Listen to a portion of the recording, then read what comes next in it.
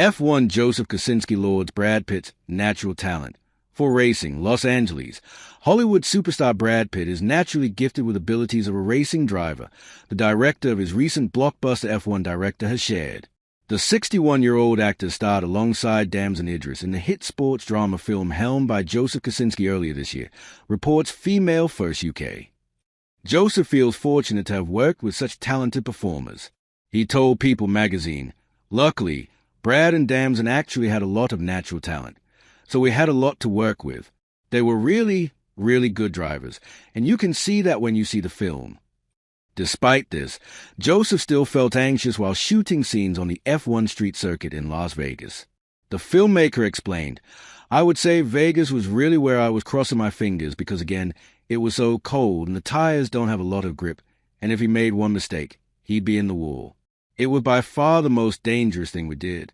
But Brad came through with flying colors, even though his character crashes in the film. On the shoot day, he was great." As per Female First UK, F1 proved to be a big hit at the box office, grossing more than $600 million worldwide.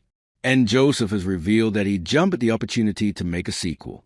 The director said, "Based on the reception of the film, I would love to see what adventure Sonny Hayes is going on to next, and I think the audience would too. So we're actually going to start talking about that very soon. Start kind of coming up with, what could that next chapter of his story be?"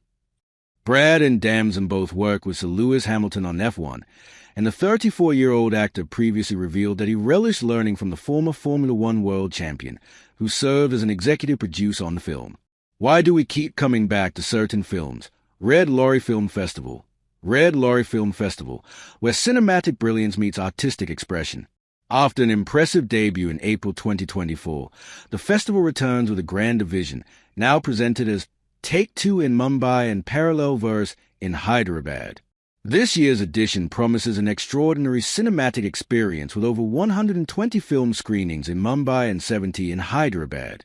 Audiences can look forward to exclusive premiere from renowned festivals like Cannes, Berlin, Venice, and Toronto, along with curated masterclasses by some of the most respected figures in the film industry. Filmmakers also stand a chance to compete for prestigious honors, making this an unmissable event for cinephiles. So, fasten your seatbelts. The journey into the world of cinematic excellence has begun. Day 1. A captivating start, the festival opened on a nostalgic note with Masama, a Telugu classic that remains ahead of its time. A dedicated cinephile himself, the chairman of Prasad Multiplex, attended the screening, celebrating the film's enduring legacy in Indian cinema. Then there was Alpha, a Dutch-language film that is intense and sharp. The background score is louder than the scenes, which is intentional. Alpha was chosen for this film festival due to its realistic subject and compelling narrative about what happens to a person who gets injured while skiing. What makes a movie great? Even after watching it 100 times, you still get involved with the actors and their journey. That's exactly what Yen does for us. The movie was a masterpiece of its time.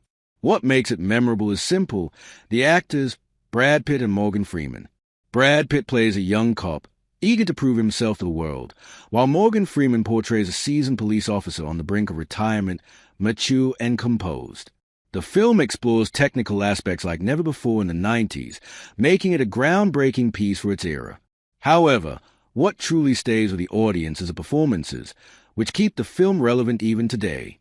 Caligula, a psycho king's descent into madness, a story about a psychotic king, masterfully played by Malcolm McDowell, alongside the ever-graceful Helen Mirren.